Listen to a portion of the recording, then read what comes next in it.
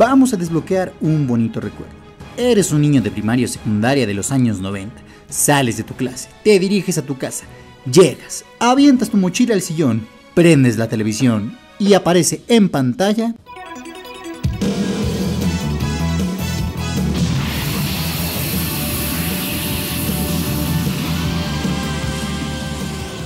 No hay duda de que el máximo exponente, el padrino del anime, será eternamente Dragon Ball Z. Ni Super, ni GT, ni su primera parte, no. Es específicamente la saga Z el que dio un cambio radical en la comunidad del manga y anime. Existe un antes y un después no solo en la animación japonesa, sino en la animación en general. Más allá de reconocer a este anime como una gran obra trascendente, se debe reconocer más como un marketing sensacional que ha logrado seguir vigente durante muchos años. Cada año se estrenan nuevas películas, juegos, nuevas temporadas, mangas, se realizan convenciones, novelas, databooks, fanmates, etc. Existe por ahí una frase que dice que existen 3 personajes de la ficción que cualquier persona, sin importar su edad, pueden reconocer a pesar de no estar empapados en su historia: Superman, Batman y obviamente Goku. Es cierto que como cualquier producto de gran magnitud y alcance va a tener un público dividido. A Dragon Ball o lo odias o lo amas, pero jamás lo ignoras. Sin embargo, quitando su enorme popularidad, ¿qué tan buena obra es? ¿Tiene bien merecido ese amor incondicional de los fanáticos? ¿Es simplemente un producto que sobrevive por la nostalgia? ¿Cuál es su historia y cómo ha cambiado durante los años? Eso lo veremos a continuación. Por eso hoy, en Sin Estilo,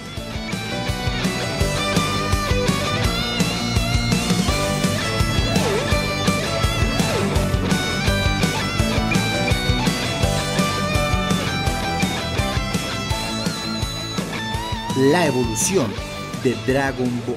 Oh my god, esto va a ser épico, papus. Hay mucha gente que argumenta que Dragon Ball es un anime excesivamente sobrevalorado comparándolo con otros grandes exponentes modernos que cuentan con una mejor historia, mayor complejidad, mejor lenguaje cinematográfico, mejores personajes o universos mucho más construidos. Y este tipo de comparaciones se me hacen completamente injustas. Pero para poder entender por qué digo esto y su importancia, debemos hacer un breve repaso por la historia. El arte del manga se creó durante un periodo de apertura económica y cultural en Japón entre 1868 y 1912. El término manga se refiere tanto a los cómics como a los dibujos animados de origen japonés. El anime es un género de animación de origen japonés caracterizado por un grafismo algo crudo y cuyos argumentos tratan frecuentemente temas fantásticos o futuristas. El manga y anime jugó un papel muy importante en la Segunda Guerra Mundial, ya que Japón estuvo involucrado en el conflicto bélico y se usaría en las animaciones como propaganda de la guerra. Al ser ocupado Japón por los Estados Unidos, este arte fue una importante clave para salir de la crisis económica del país. Es ahí cuando a finales de los años 50 se crea lo que hoy conocemos como Toei Animation, estudio pionero en la animación de Japón y una figura clave en la historia del anime, que a través de los años ha creado algunas de las series y películas más importantes de la historia. Entre ellos One Piece, Saint Seiya, Digimon, Sailor Moon, Hokuto no Ken y obviamente Dragon Ball. Para entender el enorme éxito de Dragon Ball debemos entender que el manga y el anime tienen sus propios géneros. El shoujo, historias que están dirigidas a un público femenino adolescente. El seinen, hechos para un público más maduro de entre 18 y 40 años. Están destinados a hombres y contienen temas complejos que no serían apropiados para los adolescentes. Kodomo, historias para un público infantil, y eso sin mencionar la inmensa cantidad de subgéneros existentes. Pero en el caso de Dragon Ball, este se encuentra en el que es posiblemente el más destacado, el shonen, que se caracteriza principalmente por las altas dosis de acción, humor constante con protagonistas predominantemente masculinos, y los temas más comunes son las artes marciales, los robots, la ciencia ficción, el deporte, horror o las criaturas mitológicas. También es bastante común en estas obras hacer énfasis en la importancia de la amistad y el trabajo duro en equipo. Los protagonistas de este tipo de mangas a menudo muestran un deseo continuo de superarse a sí mismos y se ven en posiciones en las que enfrentan desafíos para mejorar sus habilidades y madurez. Al leer esto se nos vienen a la mente animes como Saint Seiya, Mazinger Z, Dino Daibuken, Slam Dunk, entre otros. Y a pesar de que existen obras destacables estrenadas mucho antes de Dragon Ball, lo cierto es que la obra de Akira Toriyama se convertiría en las bases de cualquier shonen. más bien fue una especie de revolución. Lo que para el cine es Ciudadano Kane rompiendo los estándares del cine clásico, Dragon Ball establece lo que serán los tópicos, clichés, personajes y lugares más comunes en este género tanto para bien como para mal. Algunas de estas características son peleas prolongadas, tramas con poco sentido, pero que la ausencia de este sentido pasa a segundo plano, amplio número de personajes y a la vez la posible muerte de los personajes principales, pero que tampoco importa mucho esta muerte, pues de una u otra forma logran revivir. Enemigos que se convierten en aliados, héroes con poderes únicos que, sin embargo, tienen que trabajar increíblemente duro para dominar sus habilidades. Una mezcla de humor y suspenso y una exagerada sobreexposición de diálogos. Probablemente el apartado que más me desespera de este tipo de obras. Al revisar otros shonen nos damos cuenta que en algunos, si no es que en todos, estos elementos están presentes. Por ejemplo en Bleach, Naruto o One Piece, que son grandes referentes del anime. Todos ellos tienen una gran variedad de personajes. Sus protagonistas cuentan con grandes habilidades o un increíble potencial, pero deben de trabajar duro y superar múltiples obstáculos para llegar a la cúspide de su poder. Tienen enemigos que se transforman en aliados y tienen acción y peleas en las que el humor está presente. Pero nada de esto existiría sin la influencia de Dragon Ball Z y volviendo al tema, ya es tiempo para que hablemos de su autor, Akira Toriyama. Akira Toriyama nació en 1955 en la pequeña ciudad de Kiyosu y desde muy joven mostró un gran talento y fascinación por el dibujo. El creador de Dragon Ball se autoproclama gran seguidor de las películas animadas de Disney, particularmente de 101 Dálmatas, también del género western que en la época de Toriyama llegaba a su máximo apogeo con el director Sergio Leone. Además de hacer muchos guiños a Star Wars en sus historias y rindiendo homenajes a grandes artistas marciales como Bruce Lee y Jackie Chan. Su primera oportunidad de escribir manga de manera profesional llegaría en 1977, luego de que uno de los editores de Shueisha, la editorial de manga más importante de Japón, lo contratara al ver su trabajo durante un concurso anual para encontrar nuevos talentos. Sin embargo, su éxito no fue inmediato. Los mangas de Toriyama fueron rechazados durante 2 años consecutivos y su primer manga que logró ser publicado, Wonder Island, pasó desapercibido. Su primer éxito llegaría 13 años después con Dr. Slump. El manga contaba las aventuras de Arale, una niña androide tan bien fabricada que todos pensaban que era una niña real con superpoderes. Arale se convirtió rápidamente en un icono de la cultura japonesa, vendiendo una gran cantidad de manga y mercancía, obteniendo su propia serie televisiva en años posteriores. Y como pequeño dato, Arale es un personaje tan pero tan roto que ha derrotado al mismísimo Goku y Vegeta sin complicación.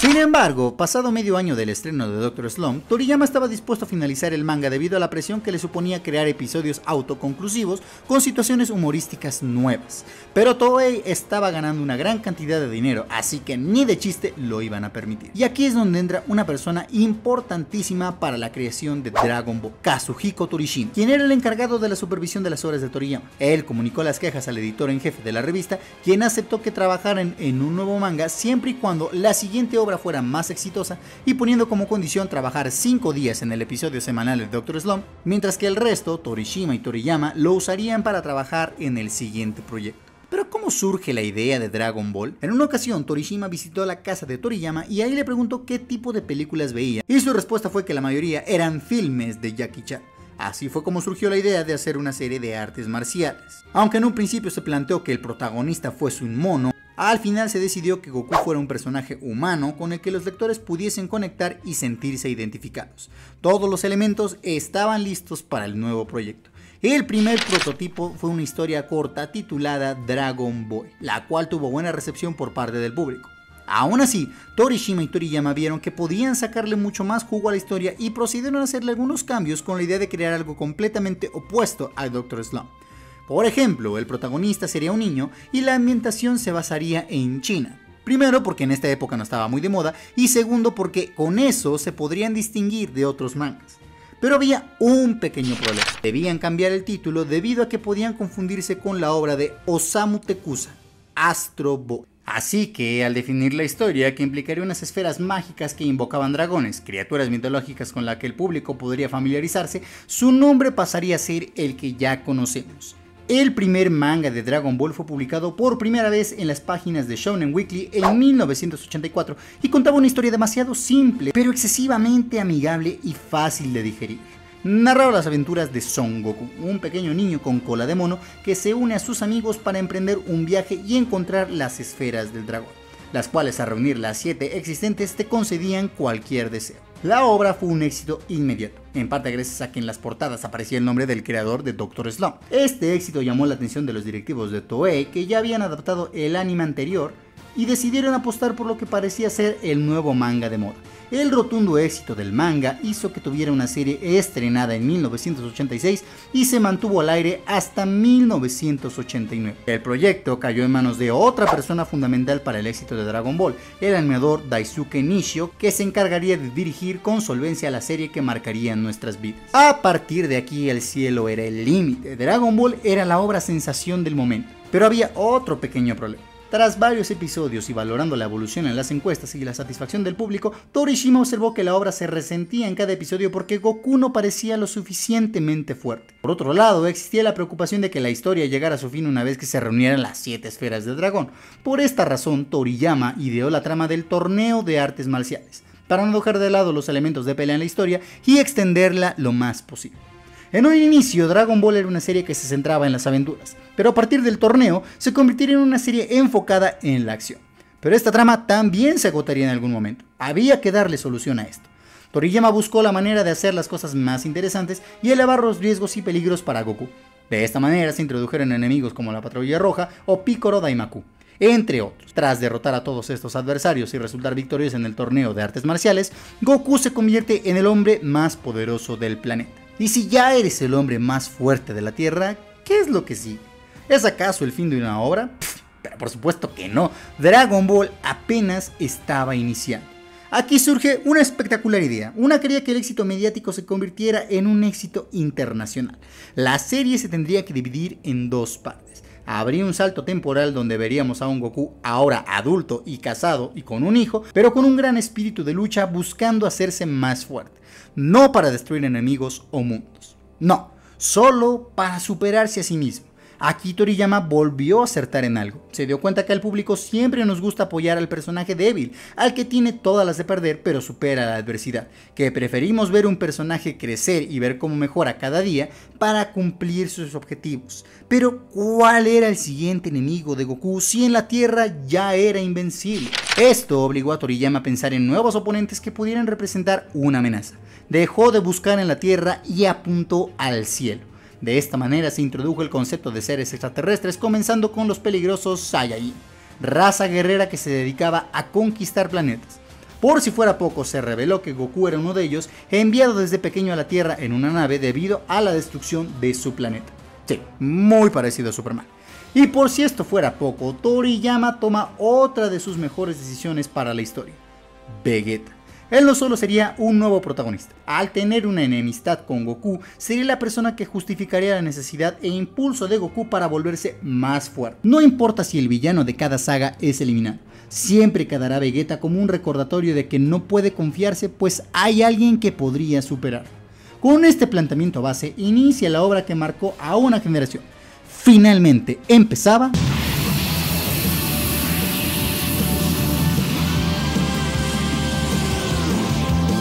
Es curioso que los apartados donde más brilla Dragon Ball Z son a la vez donde se cometen los mayores errores como obra. Siendo objetivos y analizando críticamente a Dragon Ball, tiene una enorme cantidad de problemas y procedo a mencionar algunos.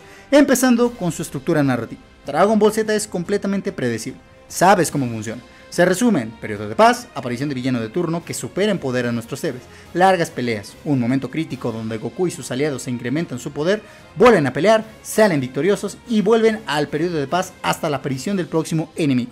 De cierta forma, hasta la estructura de su primera parte estaba mucho mejor elaborada. Segundo, la ambientación. A lo largo de los años se nos han presentado paisajes, ciudades, escondites, templos, planetas, el cielo, el infierno, pero nunca nos queda claro en qué periodos del tiempo se desarrolla esto.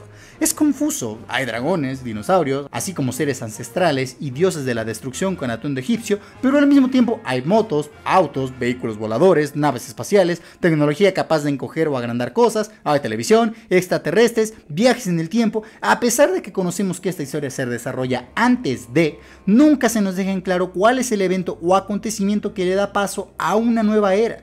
Igual y esto no es muy importante para la obra. Los personajes. Lo cierto es que la evolución o crecimiento de los protagonistas es mínimo, si no es que nulo. Muchos son iguales cuando empieza la obra que cuando termina, a excepción de Gohan, Piccolo, y en este caso el mejor escrito sería Vegeta, el cual sí tiene un crecimiento tanto de poder como a nivel personal. Sin embargo, nuestro protagonista, Goku, no cambia en absoluto. Es lo que se conoce como un Gary Stu, un personaje masculino que es perfecto, no tiene defectos, la trama siempre gira a su favor, haciendo que todo le salga bien. Su mejor atributo sería en este caso su dedicación y constancia para satisfacer su deseo de volverse más fuerte.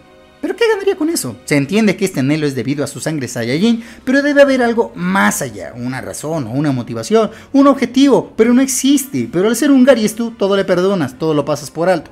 Y es obvio que al protagonista le debe pasar eso. El problema es que la mayoría de veces son guionados sacados de la nada o los famosísimos Deus Ex Machina.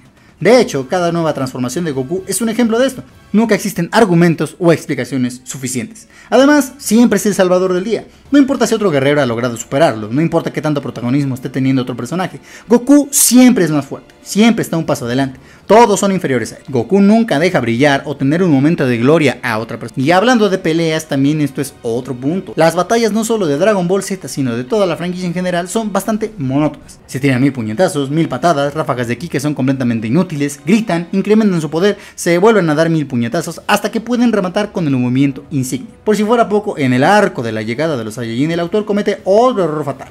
Por favor, dime cuál es el poder de pelea de Kakaroto.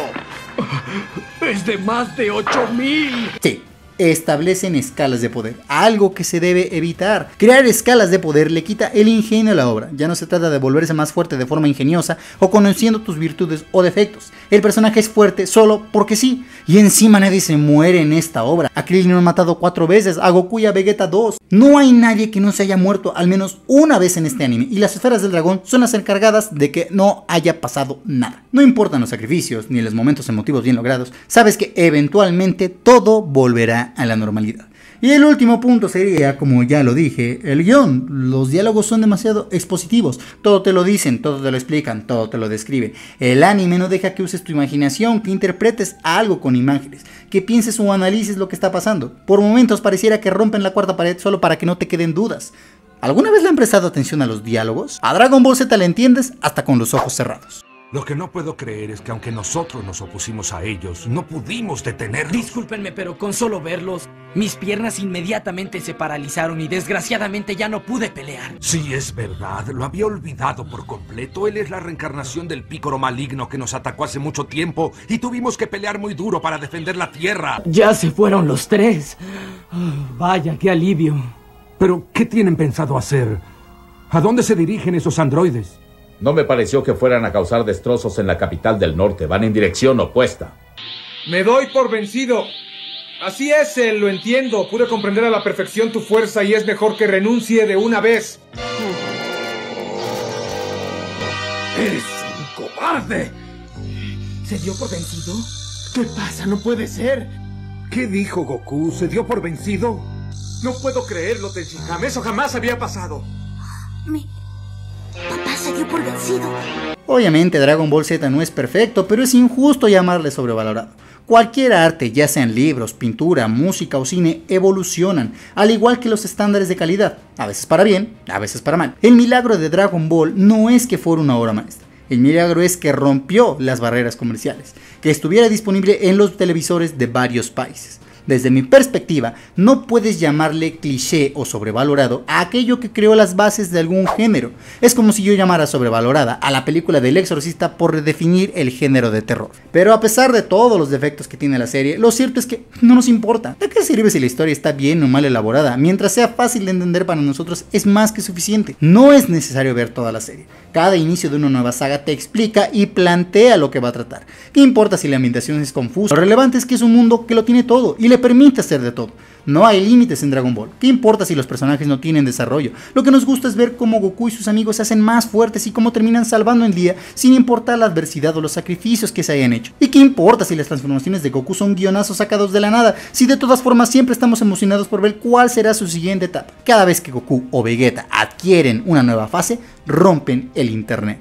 Pero seremos más específicos. Dragon Ball Z es una serie que vive de los momentos, escenas memorables que marcaron nuestra infancia. Y ahí está la clave, es fácil de recordar. Sus diseños de personaje, las personalidades, el mundo, los villanos, incluso hasta la cronología es simple, no hay complicación en la trama y sobre todo tiene diálogos y escenas épicas.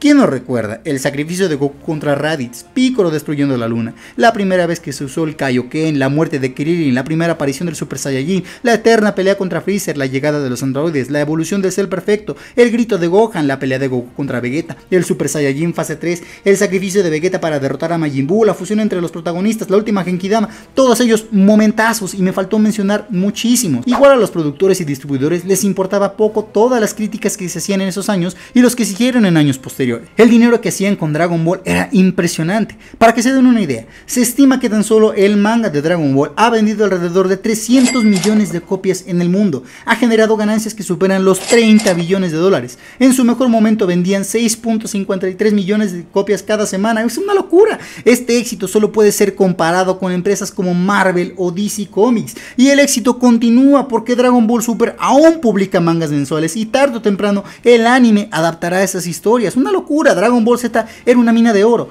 pero esto aún podía mejorar. Ya habían conquistado Asia y Europa. Después siguieron con Estados Unidos, donde tuvieron un éxito relativo, así que prosiguieron a Latinoamérica. Y no sé si lo que estoy por decir tenga algún sentido, porque vinieron buscando oro y encontraron platino. Porque si hay algo a lo que se le debe atribuir el enorme éxito a Dragon Ball, eso es el doblaje.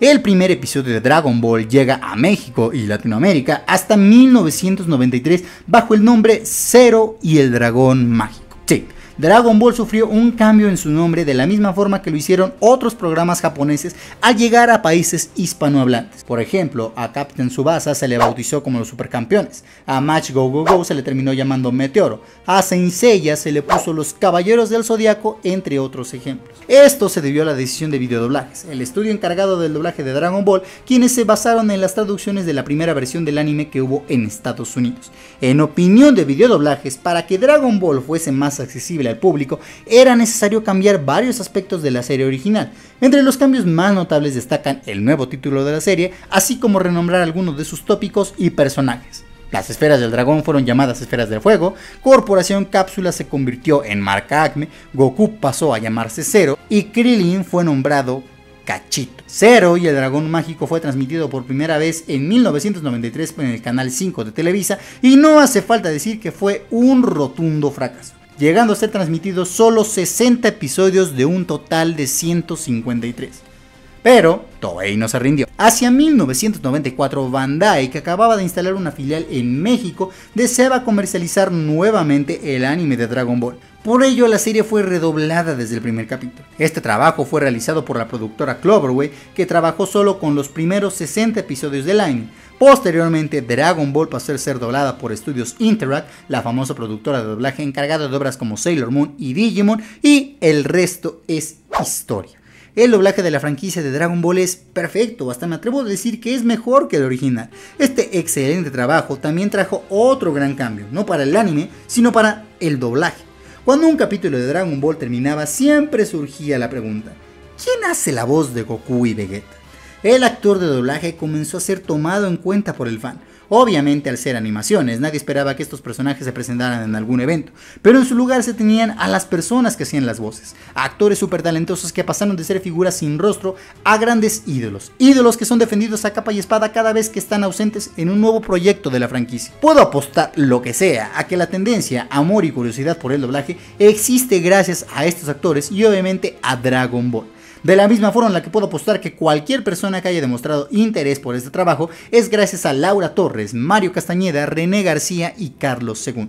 Era un ciclo perfecto. Toriyama creaba las historias, Toei animaba todo de manera sensacional, el producto final era enviado a estudios de doblaje que traducían la obra haciéndola más popular en diferentes idiomas, se usaba a los actores de doblaje como un elemento para ser más cercano con el público que nunca dejaría de ver la obra original, pues ahora podían entenderla y gracias a eso comprarían todo tipo de mercancías y ya para este punto de las ganancias eran inimaginables. Dragon Ball estaba en la cúspide. Nada podía salir mal, pero entonces algo salió mal. Mientras que aquí en Latinoamérica Dragon Ball Z pasaba por su mejor momento, en Japón ocurría todo lo contrario. Para este momento nos encontramos en 1996. Toriyama llevaba ya 12 años dedicándose a su obra. Era momento de detenerse, de tomar un respiro, de adquirir nuevas ideas, pero Toei insistió en que no era momento para eso. ¿Qué hicieron entonces? ¿Ofrecerle un mayor sueldo a Toriyama? ¿Darle al menos un año sabático a su autor? No, ni de chiste. Toei decidió crear un nuevo anime, uno que no estuviera basado en un manga y peor aún que no estuviera escrito por Toriyama. Él solo sería un consultor creativo. ¿Cómo es que Toriyama permitió esto? Es así como se estrenó Dragon Ball GT, serie que inicia la inevitable caída de esta franquicia. Sin embargo, este video ya se extendió demasiado, así que eso lo dejaremos para la segunda parte, la decadencia de Dragon Ball. Sí, si puedes esperar un año para ver el final de tus sagas favoritas en el cine, puedes esperar unos días para ver la conclusión de este video. Así que, si te gustó esta primera parte, no olvides suscribirte a este canal porque ya estamos cerca de los 10.000 suscriptores. Tampoco olvides darle me gusta a este video y compartirlo con tus amigos. Yo soy Daniel, nos vemos en el próximo video y en esta ocasión, esto fue por amor al anime.